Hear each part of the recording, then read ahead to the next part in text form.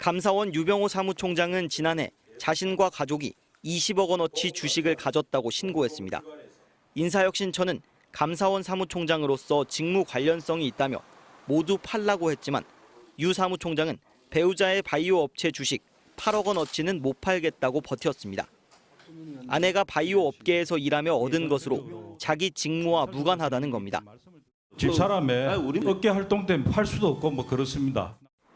9달 만에 법원이 제동을 걸었습니다. 부인이 주식을 가진 회사가 감사원의 선택적 회계 감사 대상이어서 직무 관련성이 인정된다며 주식을 팔라고 한 겁니다. 재판부는 고위공직자는 사적 이해관계보다 공적 이해관계를 우선해야 한다며 이해 충돌을 피해 직무에 전념할 의무가 있다고 지적했습니다. 앞서 유 사무총장은 법원 판단을 따르겠다고 밝힌 바 있습니다. 법원의 판단이 있으면 100% 1심 판단이라도 존중할 겁니다. 고위공직자가 되고도 주식을 못 팔겠다고 버틴 사람은 또 있습니다. 지난 2021년 오세훈 서울시장이 바이오 주식을 못 팔겠다 버티다 8개월여 만에 팔았습니다. 윤석열 정부 박성근 국무총리 비서실장도 서희건설 일가인 배우자의 주식을 팔라는 건 재산권 침해라며 지난달 소송을 냈습니다. 유 사무총장 사건을 심리한 재판부는 공직자 개인 양심에 맡길 게 아니라 국가가 제도적으로 운영하는 게 맞다며 재산권 침해나 위헌은 아니라고 밝혔습니다. 반면 윤석열 정부 들어 인사혁신처는 백지신탁 제도가 인재 발탁에 장애가 되고 있다며 제도를 고치겠다고 예고한 바 있습니다. MBC 뉴스 김상훈입니다.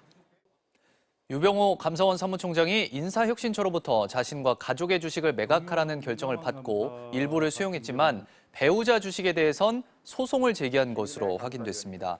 감사원에 따르면 유 사무총장은 자신의 삼성전자 주식과 배우자의 8억 원 상당 바이오 회사 주식, 자녀의 8천만 원 상당 에너지 회사 주식에 대해 감사원 업무와 이해충돌 소지가 있으니 매각하라는 취지의 결정을 인사혁신처로부터 받았습니다.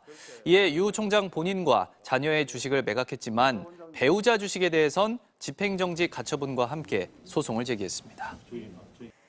보유한 주식을 백지신탁하라는 처분에 불복해서 행정소송을 벌이고 있는 오세훈 서울시장. 소송 도중에도 해당 주식을 추가로 사고 판 것으로 드러났습니다. 행정소송 결과가 나오기도 전에 주식을 거래한 건 백지신탁 제도 취지를 거스른 거라는 논란이 제기되고 있습니다. 윤수한 기자가 취재했습니다. 고위공직자 재산 공개에서 59억 원의 재산을 신고한 오세훈 서울시장. 재산 가운데 8억 6,900만 원을 주식으로 신고했습니다. 이 가운데 특정 바이오 기업 주식을 자신이 3,500주, 부인이 9,200주 매입하는 등 시장 취임 이후에도 주식을 사들였습니다. 공직자들 재산 공개 뉴스가 있었어요. 오세훈은 바이오주를 좋아하는데 망했다. 반토막 났다. 뭐 이런 기사가. 고위공직자는 보유한 주식이 3천만 원이 넘으면 법에 따라 2달 안에 팔거나 수탁기관에 맡기는 백지 신탁을 해야 합니다. 보유한 주식과 직무 사이에 이해충돌 소지가 발생할 수 있기 때문입니다. 공직자가 주식을 팔고 싶지도 백지 신탁도 하고 싶지 않다면 인사혁신처의 심사를 받아 직무 연관성이 없다는 증명을 받아야 합니다. 오 시장도 그래서 심사를 요청했는데 그 결과 이해충돌 소지가 있다며 팔거나 백지 신탁하라는 결정이 내려졌습니다. 하지만 오 시장은 연관성 판단 기준이 너무 포괄적이고 백지 신탁을 맡아줄 금융기관도 적다며 불복했습니다. 충분히 내 재산을 잘 관리해 줄 수 있다는 확신이 들 때 비로소 백지임을 마음 놓고 할 수 있는 것이고, 오 시장의 불복에 따라 국민권익위원회에 행정심판 절차가 진행되고 있는데 결과가 끝나지 않은 상태에서도 특정 기업에 대한 주식 보유를 늘린 겁니다. 최소한 그 결론이 나올 때까지는 기다려야 되는 것이 아닌가. 이 이해충돌이 벌써 생겨버렸을 수 있는 거니까 주식 거래를 통해서.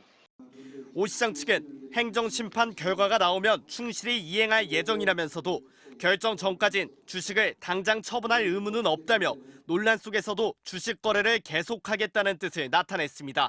MBC 뉴스 윤수환입니다.